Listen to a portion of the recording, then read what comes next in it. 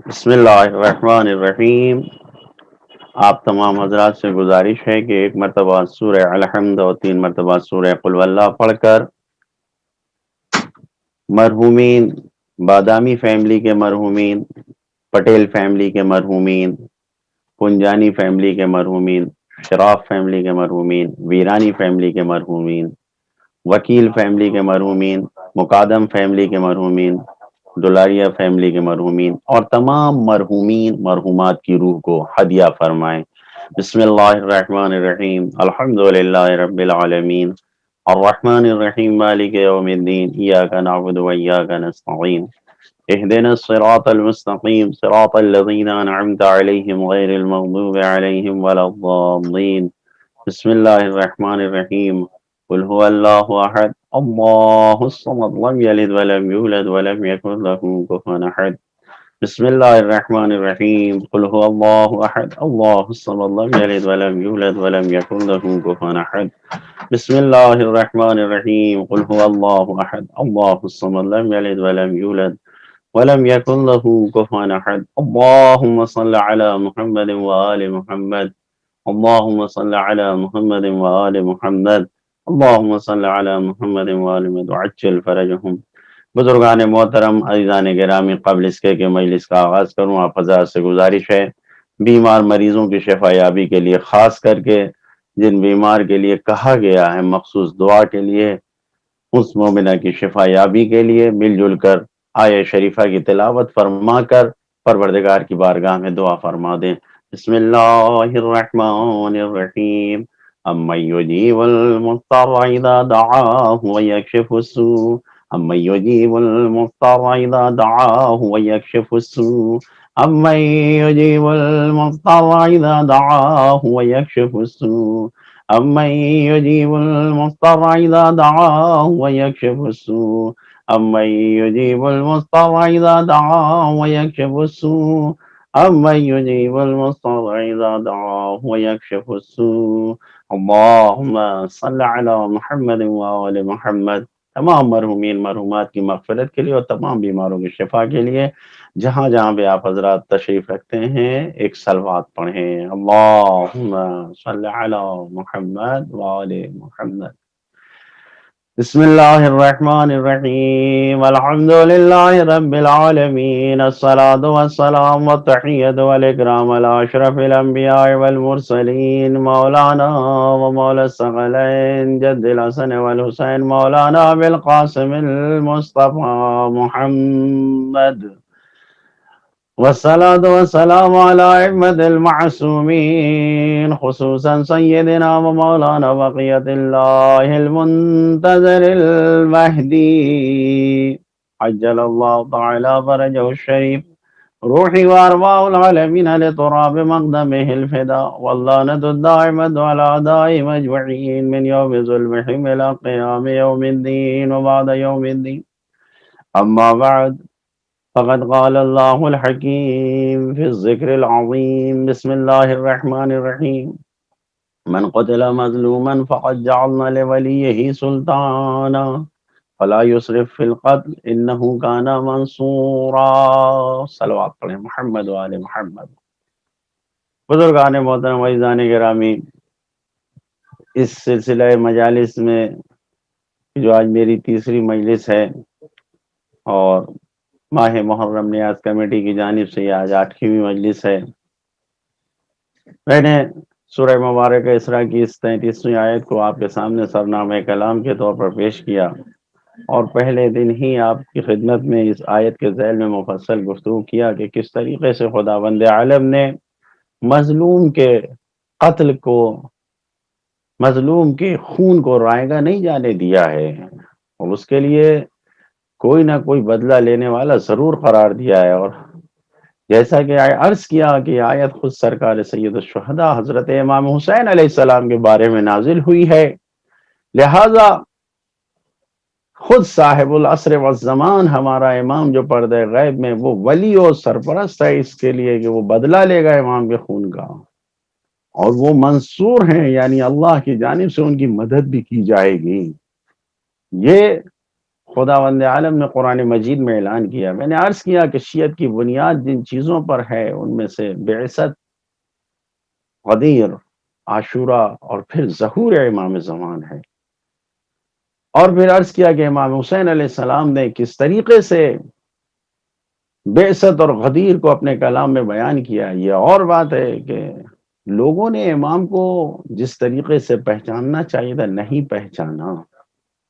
ایام اعضا ہے، اب ہم یاد حسین مناتے ہیں، اور ظاہر سی بات ہے کہ جب ہم وہ ہیں کہ اہل بیت اطہار علیہ السلام کی جب یاد مناتے ہیں ان ایام اعضا میں، تو ایام اعضا میں یاد کرنے کے ذریعہ ہم نے ان کی مصیبتوں کو قرار دیا ہے.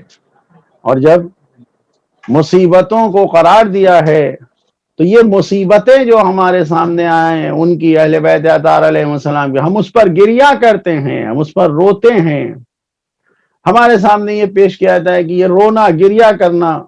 بھئی یہ رونا گریہ کرنا یہ تو ایک فطرت کی علامت ہے، حیات اور زندگی کی علامت ہے. میڈیکل سائنس سے جا کے پوچھئے، جو بچہ دنیا میں پیدا ہوتا ہے، پیدا ہوتے ہی اگر وہ روئے نہیں، گریہ نہیں کرے، تو پھر سارے ڈاکٹر اس فکر میں لگ جاتے ہیں کہ اس کو پرابلم کیا ہے، اس کو کیا مشکل پیش آ رہی ہے، یہ آخر کیوں. وہ اسی فکر میں لگ جاتے ہیں کیوں نہیں رو رہا ہے، کیوں نہیں رو رہا ہے. کیونکہ جا کے دیکھیے، ہم روایتوں کی گفتگو نہیں کر رہے ہیں، روایتوں میں نے بہت کچھ بیان کیا ہے بچے کا رونا کیوں ضروری ہے.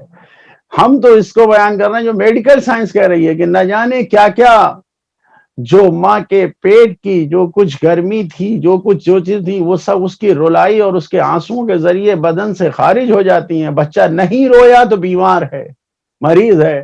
تو جو بھی روتے نہیں ہیں یا رونے اور گریہ کرنے کو منع کرتے ہیں وہ بیمار ہیں، وہ زندگی نہیں جانتے، وہ دنیا کی زندگی کو نہیں سمجھتے، روتے ہیں گریہ کرتے ہیں. رونا گریہ کرنا یہ تو ہمارا اسلحہ ہے. دعائے کمیل میں مومنین کی طرف سے کیا کیا گیا، ارحم من راس مالہ الرجاء وسلاح البکاء. خدا تو رحم نازل کر جس کا سرمایہ مال ہے اور جس کا اسلحہ گریہ کرنا ہے، رونا ہے.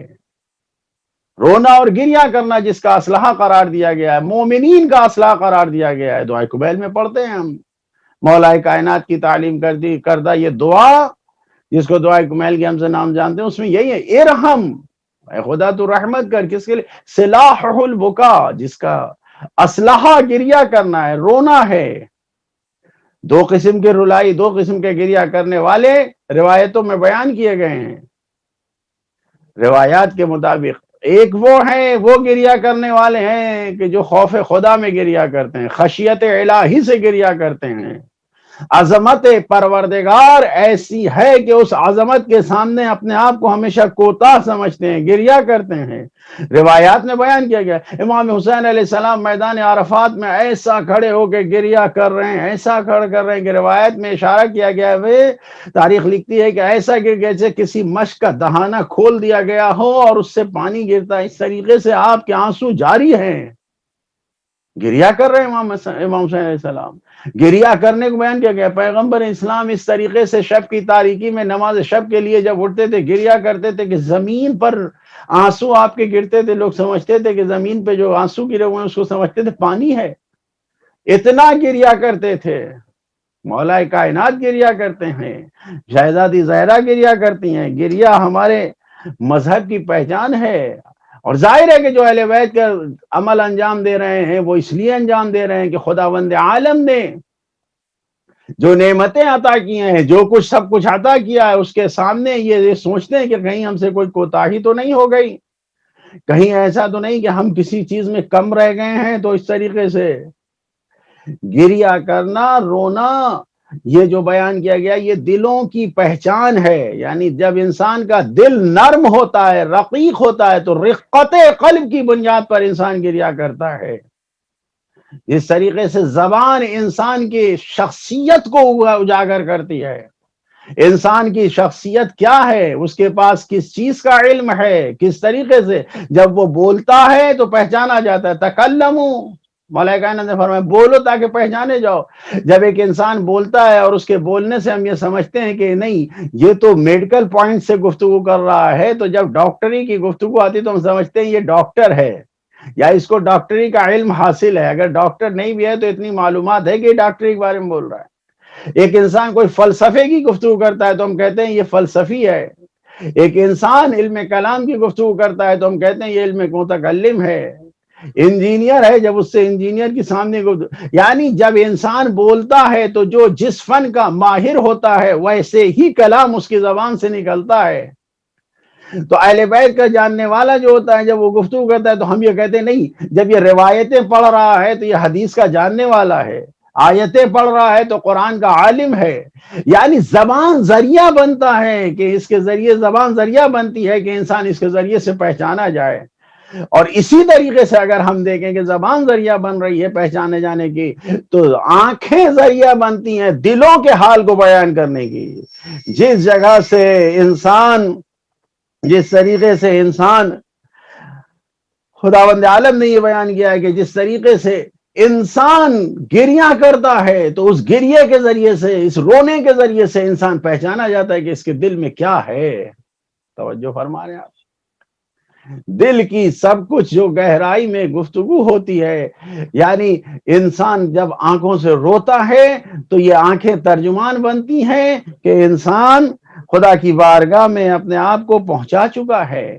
یہ گریہ کرنا، یہ رونا انسان کے طہارت قلب کی نشانی ہے، پاکیزہ دلی کی نشانی ہے، جس کے ذریعے سے انسان، اگر ہم روایتوں میں دیکھتے ہیں یہ جو اللہ کی خشیت میں انسان گریہ کر رہا ہے، رو رہا ہے خدا کے لیے، میں نے عرض کیا کہ شہزادی زہرا گریہ کرتی تھی اپنی نمازوں میں، خدا کی عظمت کے خاطر مولا کائنات گریہ کرتے تھے، جناب سید سجاد گریہ کرتے تھے، ائمہ معصومین خشیت الہی میں خدا کے سامنے اپنے آپ کو کیسا پاتے تھے کہ وہ گریہ کرتے تھے۔ تو یہ گریہ کرنا، یہ رونا ائمہ معصومین علیہ السلام، انبیاء کرام، یہ سب کی سیرت و سنت میں ملتا ہے، اس سے روکا نہیں جا سکتا۔ اللہ کی خشیت میں عظمت الہی کو پیش نظر رکھتے ہوئے جو لوگ گریہ کرتے ہیں اس کے آثار ہیں، روایتوں میں بیان کیا گیا ہے۔ پہلا اثر یہ ہے کہ انسان خداوند عالم سے قریب ہوتا ہے۔ خداوند عالم نے، جناب روایت میں ہے کہ جناب موسیٰ کو خداوند عالم نے وحی کیا اور اس وحی میں فرمایا یا موسیٰ، اے موسیٰ، ابلغ قومک انہ ما یتقرب الی المتقربون بمثل البکاء من خشیتی، اے موسیٰ قوم والوں تک یہ بات پہنچا دو کہ خداوند عالم کی بارگاہ میں متقرب جو ہوئے ہیں، جو قریبی ہوئے ہیں، جو خدا سے نزدیک ہوئے ہیں، خدا سے جو قریب ہوئے ہیں، قریب ہونے کا ذریعہ کچھ اور نہیں ہے سوا اس کے کہ میری خشیت میں روئیں۔ وہ خشیت الہی میں جو گریہ کر رہے ہیں وہی خدا کے قریبی بندے ہیں۔ انسان نہ جانے، آپ دیکھیں دنیا کا جو دستور ہے، اس دستور دنیا میں کیا ہوتا ہے، انسان کسی منسٹر سے قریب ہو گیا، کسی لیڈر سے قریب ہو گیا، کسی وزیر سے قریب ہو گیا تو اپنے آپ کو کتنا بڑا سمجھتا ہے۔ کیوں؟ اس لیے کہ اب یہ سوچتا ہے کہ لوگ میرے پاس آئیں گے، ہم اس سے قریب ہیں تو ہم اپنے امور کو حل کروائیں گے۔ انسان غافل ہے اس بات سے کہ اگر انسان خوف الہی، خشیت الہی، عظمت الہی سے گریہ کرے تو خدا سے اتنا قریب ہو جائے گا کہ دوسرے اس کے پاس آئیں گے۔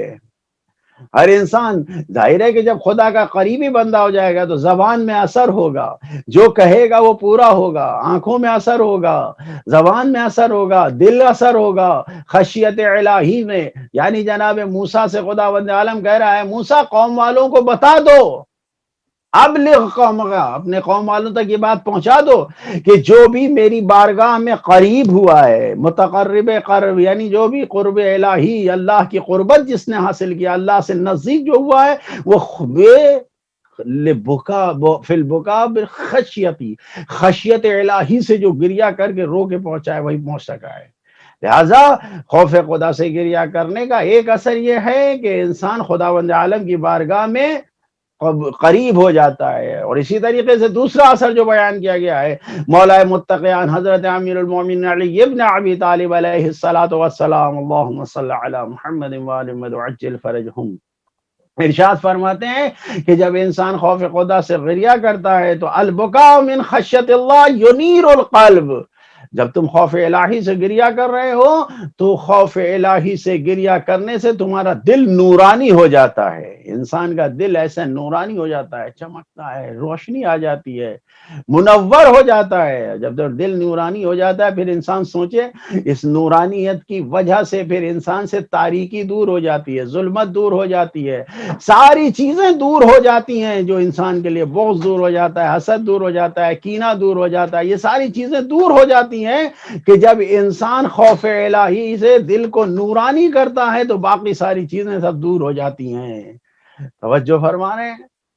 یہ کون کہہ رہا ہے؟ یہ مولا متقیان فرما رہے ہیں، حضرت علی ابن ابی طالب علیہ السلام، غرر الحکم میں یہ حدیث موجود ہے کہ جب خداوند عالم کی بارگاہ میں انسان گریہ کے ذریعے، عظمت الہی سے گریہ کے ذریعے پہنچتا ہے تو خداوند عالم اس کے دل کو نورانی کر دیتا ہے۔ یونیر القلب البکاء من خشیت اللہ، جب انسان اللہ کی خشیت عظمت سے گریہ کرتا ہے تو اس کا دل نورانی ہو جاتا ہے۔ جو لوگ رونے کے گریہ کرنے کے مخالف ہیں، اس کا مطلب کہ دل مردہ ہے ان کا۔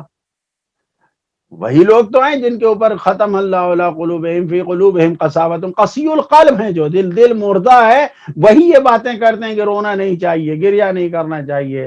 مولا کائنات نے فرمایا۔ اسی طریقے سے تیسرا اثر جو بیان کیا گیا ہے خوف الہی سے، اگر کوئی گریہ کر رہا ہے تو اس خوف الہی سے، خشیت الہی سے گریہ کرنے کا روایت میں جو مولا متقیان ہی نے بیان فرمایا، اسی غرر الحکم میں، درر الکلم میں بیان فرمایا ہے کہ تیسرا اثر یہی ہے کہ وَيَعْصِمُ مِنْ مُعَابَدَةِ الذُّنُوبِ، یقیناً انسان گناہ کرتا ہے، گھر بیٹھتا ہے بھولے سے، پھر خدا کی بارگاہ میں جا کے توبہ کرتا ہے، لیکن یہ کہاں گارنٹی ہے کہ توبہ کر لیا تو پھر اب دوبارہ گناہ کی طرف نہیں پلٹے گا؟ نہیں معلوم، شیطان ورغلا دے گا، اندر کا شیطان ورغلا دے گا انسان کو، نہ جانے کس جگہ پہنچا دے گا۔ تو شیطان کا ورغلانا انسان کے لیے پھر گناہ کی طرف پلٹ جانے کا ذریعہ بنتا ہے۔ لہذا انسان اگر خوف الہی سے، عظمت الہی سے گریہ کر رہا ہے تو امام فرما رہے ہیں کہ یعصم من الذنوب، انسان کو رونا یہ انسان کو خداوند عالم یعنی معاودت الذنوب، یعنی جب یہ گریہ کرتا ہے انسان تو اس گریہ کرنے کی وجہ سے خداوند عالم اس گریہ کرنے کی وجہ سے گناہوں کی طرف پلٹنے سے انسان کو روک دیتا ہے، یعنی انسان ایسا ہو جاتا ہے، اتنا بیدار ہو جاتا ہے، اتنا اس کا ضمیر بیدار ہو جاتا ہے کہ پھر اب یہ گناہوں کی طرف پلٹتا نہیں ہے۔ یہ مولا متقیان فرما رہے ہیں۔ لہٰذا تیسرا اثر یہ ہے کہ گناہوں کی طرف پلٹنے کا راستہ بند ہو جاتا ہے اگر کوئی خشیت الہی سے گریہ کر رہا ہے۔ اسی طریقے سے چوتھا اثر یہ ہے کہ ایسی آنکھیں قیامت کے دن رونے سے محفوظ رہیں گی کہ جو آنکھیں خوف خدا سے گریہ کر رہی ہیں، اور جب یہ رونا ہے، گریہ کرنا، تو قیامت میں محفوظ رہتا ہے انسان۔ اور کیسے محفوظ رہتا ہے؟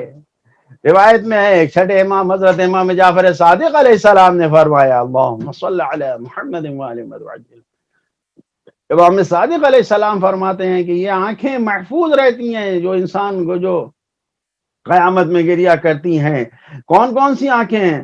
قال کل عین باکیۃ یوم القیامت الا ثلاثۃ عین، ہر آنکھیں قیامت کے دن گریہ کریں گی سوائے تین آنکھوں کے۔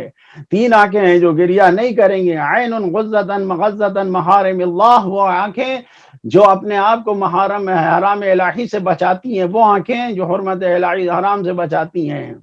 اور دوسرے وہ عین سحرت فی طاعت اللہ، جو صبح کے وقت بیدار رہتی ہیں اطاعت الہی میں، اور عین بکت فی جوف اللیل من خشیت اللہ، وہ آنکھیں جو رات کے ٹائم گریہ کرتی ہیں، روتی ہیں خوف خدا سے، نماز شب کے وقت گریہ کرتی ہیں۔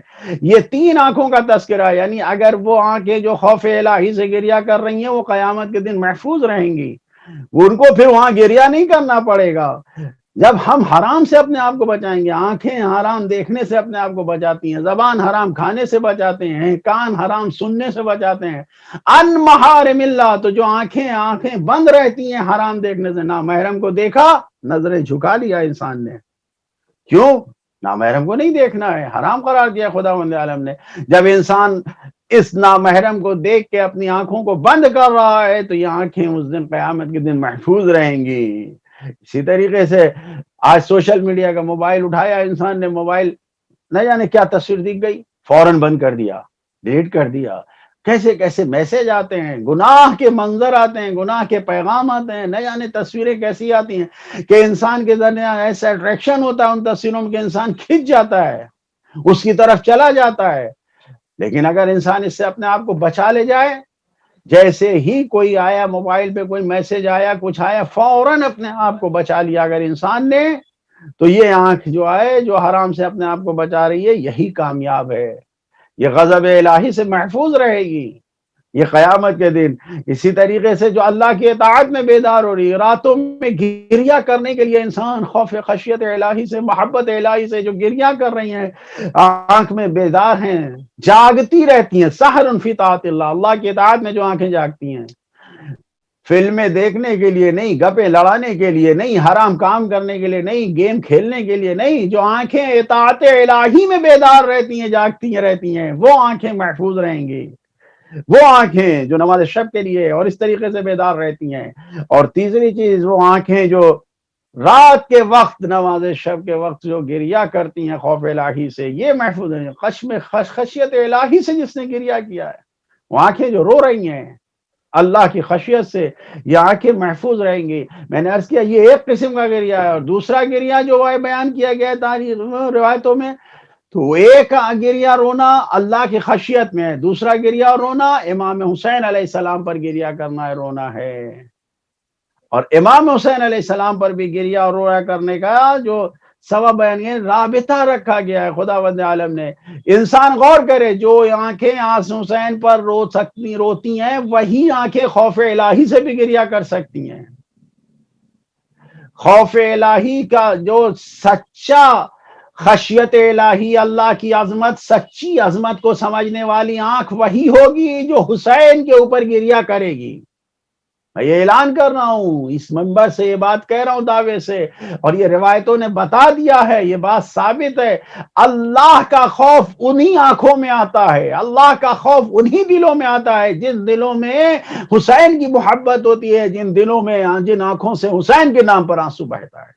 ان دونوں میں ربط ہے، ان دونوں میں، لہذا انسان اس سے غافل نہیں ہوئے۔ حسین سار اللہ ہے، انسان کیوں سوچتا ہے امام حسین پر گریہ کر رہا ہے، حسین سار اللہ ہے، یعنی خون حسین ہے، خون خدا ہے، خدا عظمت ہے ان کے اوپر۔ لہذا اگر دونوں کی نسبت کو دیکھا جائے تو برابر ہے، اس پر روئیے یا اس پر روئیے، دونوں برابر ہے، انسان اس سے غافل نہیں ہونا چاہیے۔ روایتوں میں امام حسین علیہ السلام پہ بھی گریہ کرنے کے بارے میں جو حکم بیان کیا گیا، اس کو بھی اگر ہم دیکھیں تو واضح طریقے سے بیان کیا گیا ہے۔ خود جناب موسیٰ علیہ السلام سے، یعنی جناب موسیٰ علیہ السلام کسی طریقے سے جب متوجہ ہوئے ایک جگہ پر زمین کربلا سے گزرتے ہوئے، تو اب یہ ذہن میں تصور آنے لگا، خیال آنے لگا، یہ حسین کون ہے، کیا ہوگا ان کے ساتھ۔ خدا سے مناجات کیا، گفتگو ہوئی، تو اب جب امام حسین علیہ السلام کی گفتگو ہوئی تو اس وقت خدا نے جناب موسیٰ علیہ السلام سے جو فرمایا ہے کہ سنو اے موسیٰ وَعْلَمْ أَنَّهُ مَنْ بَكَى عَلَيْهِ، اے موسیٰ جان لو جو ان کے اوپر گریہ کرے گا، اور اب کا یا وہ کسی کو رلائے گا حسین کی محبت میں، حسین کے غم میں، اور تباہ کا یا رونے کی صورت بنائے گا، ہر رند و جسدہ علی النار، میں نے اس کے جسم کو جہنم کی آگ پر حرام قرار دیا ہے۔ اللہ اکبر۔ وہ آنکھیں جو حسین پر گریہ کریں گی، وہ آنکھیں جو رونے جیسا چہرہ بنائیں گی، وہ آنکھیں جو حسین کے غم میں کسی کو وہ زبان جو رلائے گی، اسباب فراہم کرے گی کوئی حسین پر گریہ کرے، روئے، اس کے جسم کو میں نے حرام قرار دیا ہے۔ یہ پہلا اثر ہے کہ جہنم کی آگ سے محفوظ رہے گا، جہنم کی آگ سے آزاد ہے وہ انسان جو حسین پر گریہ کر رہا ہے۔ ظاہر ہے حسین پر گریہ کرنے کی توفیق، وہ گریہ جو اثر ہو، جو دلوں کو بنا سکے، سنوار سکے، جو روح کو سنوار سکے، وہ وقتی گریہ نہیں ہے کہ آیا آنسو اور چلا گیا اور ختم ہو گیا، نہیں، وہ گریہ وہ ہے کہ جو دل سے ہوتا ہے، معرفت کے ساتھ ہوتا ہے، پہچان کے ساتھ ہوتا ہے، وہ گریہ۔ اسی لیے قیامت کے دن بھی یہ آنکھ گریہ نہیں کرے گی۔ خود امام حسین علیہ السلام پہ اگر گریہ کیا تو قیامت کے دن خوش ہوگی۔ نبی کریم نے یہ فرمایا، کسی اور نے نہیں فرمایا ہے۔ اس روایت میں یہی ہے کل عین باقیۃ یوم القیامت الا عین بکت علی مصاب الحسین فانها ضاحکۃ مستبشرۃ بنعیم الجنہ، قیامت کے دن ہر آنکھ گریا کرے گی سوائے اس آنکھ کے کہ جس نے حسین کی مصیبت پہ گریا کیا ہے۔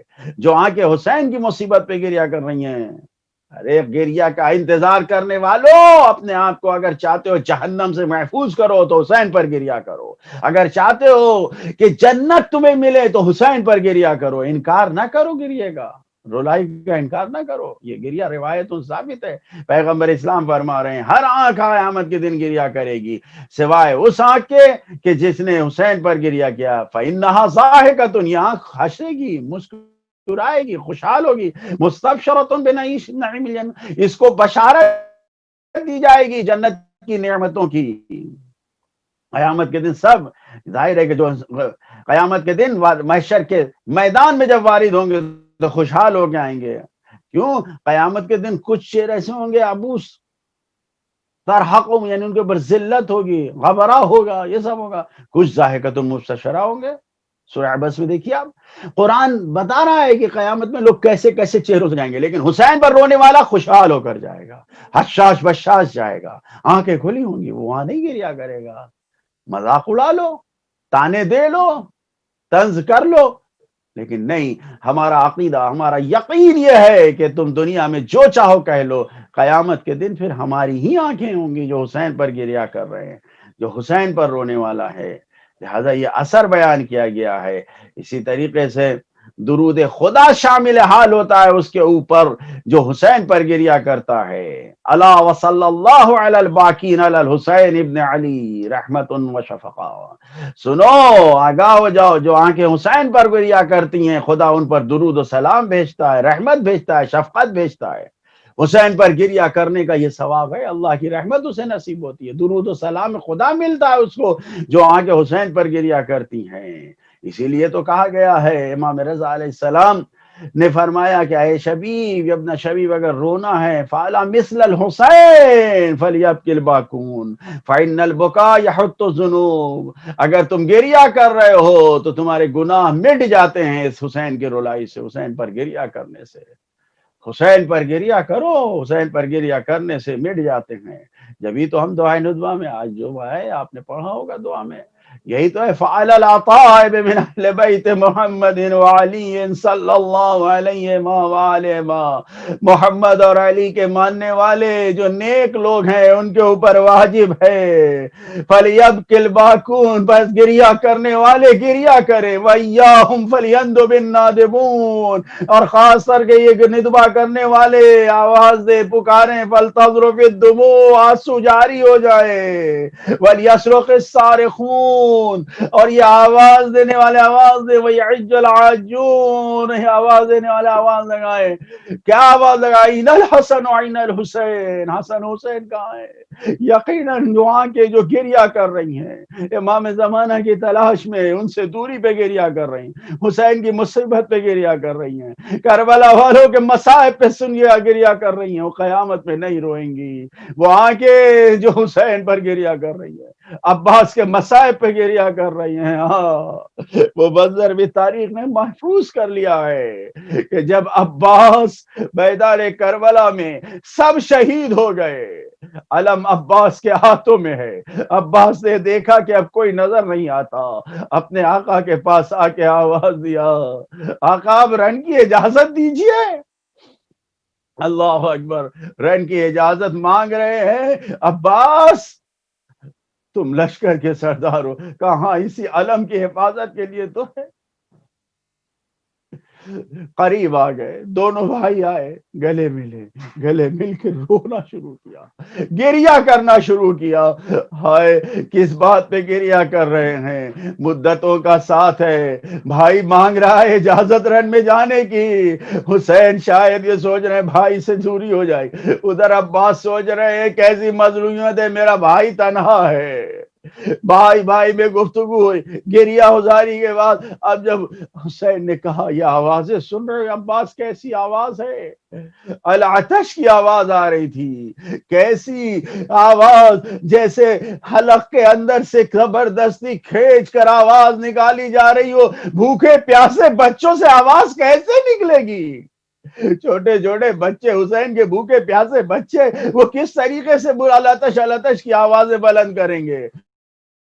العطش کی آواز بلند ہوئی اور العطش کی آواز کو حسین نے سنا، عباس کو سنایا، عباس یہ آوازیں سن رہے ہو؟ جب یہ آواز کے اوپر کہا تم سقائے حرم ہو، تم تو حرم کے سقا ہو، تم تو سکینہ کے سقا ہو، سقا کا کام ہے پانی لانا، عباس پانی کی سبیل کرو۔ عزادارو، جناب عباس نے جیسے ہی سنا، اپنی ذمہ داری کا احساس کرتے ہوئے وہاں سے اجازت ملتے ہی اس خیمے کی جانب بڑھے جس خیمے کی جانب پانی رکھا گیا تھا، جہاں 5 محرم سے پانی نہ آیا، جہاں 7 محرم سے پانی ختم ہو چکا تھا، سوکھی مشکیں اس خیمے میں پڑی ہوئی تھی۔ عباس سقا تھا، پانی پہلے لا کے انتظام کیا تھا، اب بغیر کسی ارادے کے، بغیر کسی تعامل کے سیدھے اسی خیمے کی جانب گئے کہ جس خیمے میں مشکیں رکھی تھی، لیکن جو منظر عباس نے دیکھا آنکھیں پھٹ گئی ہوں گی، ارے دل عباس کا آ گیا ہو باہر، جہاں پر حسین کے بچوں کو دیکھا کوئی مشک کے اوپر گرا ہوا ہے، کسی نے مشک کو سینے پہ رکھ رکھا ہے کہ شاید کچھ ٹھنڈک مل جائے۔ اللہ اکبر، اجرکم اللہ۔ جناب عباس اس طریقے سے جب اس منظر کو دیکھا، سکینہ کو بلایا، اے میری بیٹی لاؤ مشک دو، تیرا چچا پانی کی سبیل کے لیے جا رہا ہے، ارے پانی لینے جا رہا ہے۔ سبیلوں پر پانی کی سبیل کرنے والوں، سبیلوں پر پانی پلانے والوں، تم پر لاکھوں سلام۔ عباس سکینہ کے لیے پانی لینے جا رہا ہے، پانی لینے کے لیے جا رہا ہے۔ عباس بیویوں سے رخصت ہوئے، جناب زینب نے رخصت کیا، عباس کو حسین نے رخصت کیا، وہ پرچم جھکایا جس پر لکھا ہوا تھا نصر من اللہ فتح قریب۔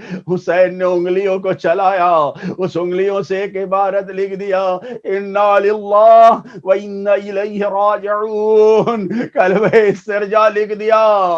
عباس کو رخصت کیا، عباس گھوڑے پہ سوار ہوئے، اب جو ایڑ لگائی تو اتنی تیزی سے 4 سے 10 ہزار کا لشکر جو نہر پر گھاٹ پر پہرا بٹھایا گیا تھا، کسی ایک پہ جرات نہ ہوئی۔ عباس نے اس لشکر کے بیچ سے قلب سے جاتے ہوئے دریا کے کنارے پہنچے، مشک کو پانی میں ڈالا، لو عزادارو مشک سکینہ کو بھرنا شروع کیا۔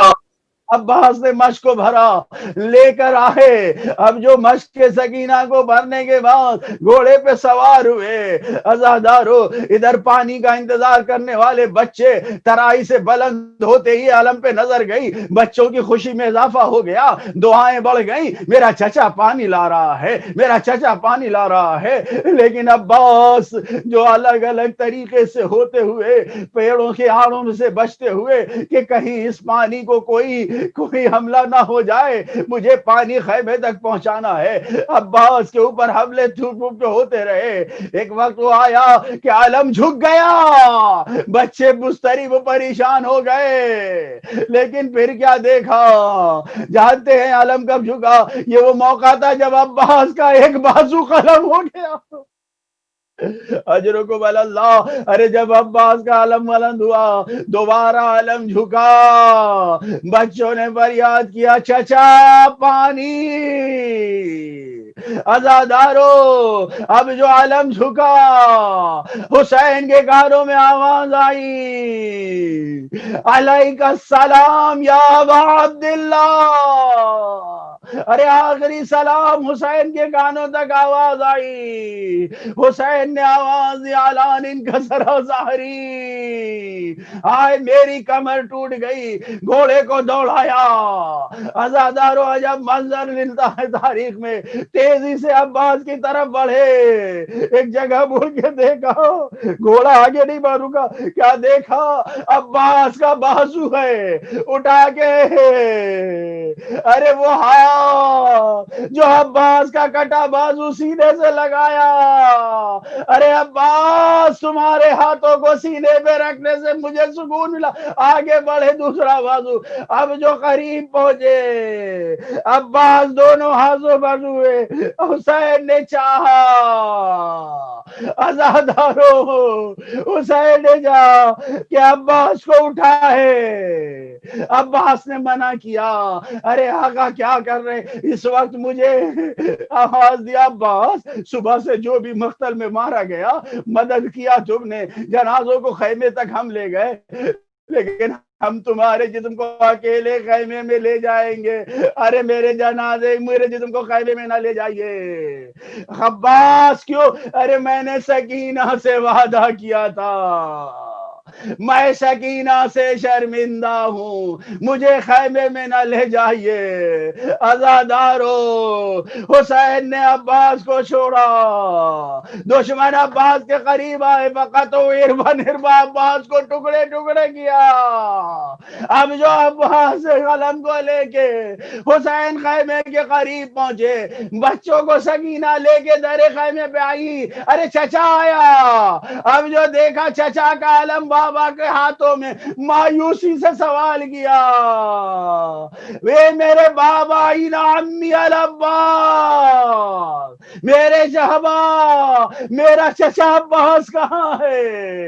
ایک ہی آواز حسین نے دیا، اے میری رات قد قتلا، تیرا چچا مارا گیا، عباس مارے گئے، بازو قلم ہو گئے، سر پہ گرز لگا، آنکھوں میں تھی.